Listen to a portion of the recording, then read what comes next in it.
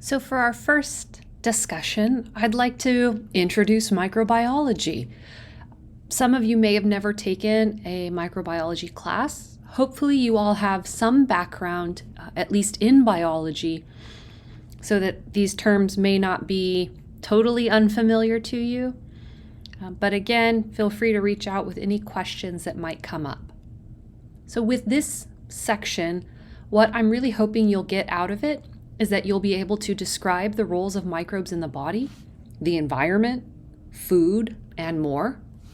You'll be able to identify various categories of microbes, and you'll be able to understand the importance of studying microbiology, especially with modern medicine. Microbes have numerous roles in the ecosystem, in our lives, in food, and some of those roles are listed here. Of course, this class is called Revenge of the Killer Microbes. So one of the things that we're most interested in for the purposes of this class is how microbes can serve as pathogens. We also may be interested in how we can fight microbes. But microbes are always thought of as pathogens, but that's not really what they truly do. Microbes have so many other purposes that I really think it's important for you to understand what some of those are. So some of them are listed here. Microbes can serve as part of the food chain. They can be both autotrophs and decomposers.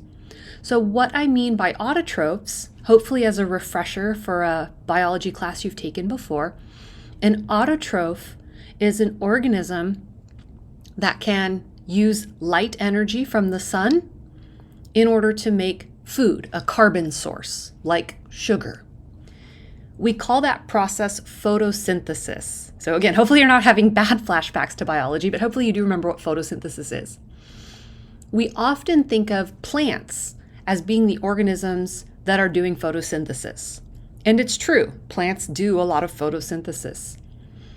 But if you added up the weight of all of the organisms on the planet that can do photosynthesis, microbes actually make up the most. So microbes do more photosynthesis than plants. They are so important as the foundation of the food chain. They make the carbon sources that can be eaten by other organisms. Plants are important too. Don't think plants are important. But microbes make up a huge portion of the organisms that do photosynthesis. Decomposers, I think we all probably understand that concept.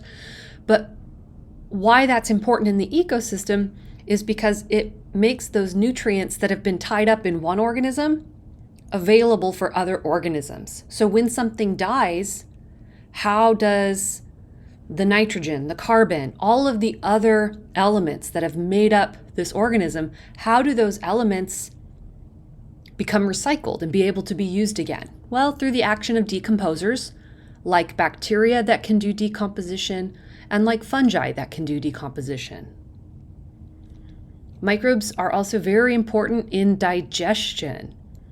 If you've ever had any sort of infection, like a gastrointestinal issue in your gut, you know that when you have a bad microbe in there, that can affect the way you do digestion. But what you also have to think about is that there are things that you eat, there are things that other animals eat that they are not capable of digesting on their own. It's actually the normal microbes that live in the gut that help that organism digest the food. And one of the classic examples is cows. How does this big, giant, massive hunk of meat live on grass?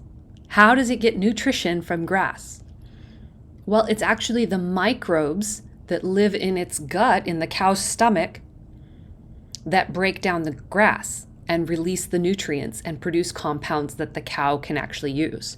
So if cows had no microbes in their gut, they couldn't digest anything. So having those microbes in the gut for digestion is super important. We also use microbes directly as food products. If you've ever had a mushroom on your pizza, mushrooms are a fungus, and fungi are considered microbes. If you bake bread, you might use yeast to make the bread rise. Yeast are also fungi, so that's a food product. If you eat seaweed, right, as part of your sushi, right? Seaweed is algae, algae is a microbe. Spirulina is a cyanobacterium, one of those photosynthetic bacteria. We can also use microbes for fermentation. If you've enjoyed a glass of beer or wine once you hit the age of 21, those products were produced by the fermentation action of yeast. If you enjoy cheese or other dairy products, the fermentation action of some bacteria. Kimchi, sauerkraut, pickles, all of those foods are made by the action of microbes. And this may seem counterintuitive, but when we want to fight bacterial infections, we take antibiotics. Those antibiotics are actually often isolated from other bacteria.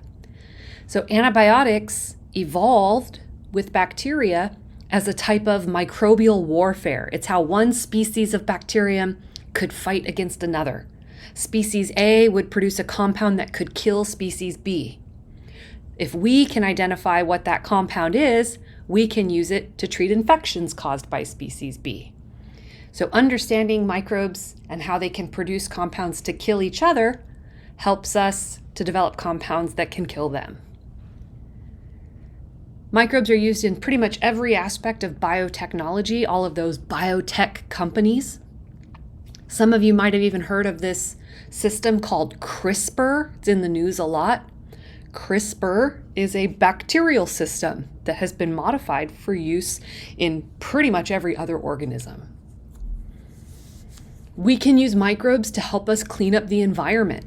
There are some microbes, specifically bacteria, that can degrade oil. So when there's an oil spill, we can cover that oil spill with bacteria to help clean up that oil so that it doesn't stay and damage the environment. And finally, we use microbes for disease research. We can infect animals, we can infect plants in the laboratory setting to see how these infections cause disease. And then maybe we can learn how to fight them later. And again, those are just some of the roles that microbes can have. Hopefully you'll notice throughout the semester I get really excited about this stuff. I love microbes. I think they're so cool. I appreciate all of their functions. And that's why I love teaching classes about microbiology. So again, I hope you find this material interesting as well. Now, why would we use microbes in biological research? If we're studying human disease, why don't we, use humans? If we're trying to make compounds like insulin to give to people, why don't we use humans? Well, humans are tough. It's hard to work with humans. And also, it's usually not allowed to work with humans. Or what about mice? Well, mice are hard to work with too, and they're expensive. So if we can use microbes to do research, it is really, really beneficial for a number of different reasons. Bacteria, especially, but even yeast, are very small.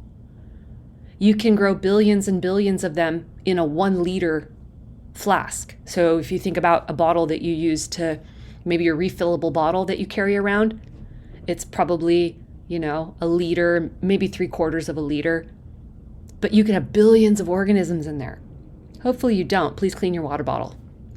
But, if you're trying to grow bacteria, you can grow a lot. They're pretty simple. Things like mice are really complex. They have all these different organs, all these different cell types. Bacteria are just bacteria. That's it. You get those large populations, so billions and trillions of cells.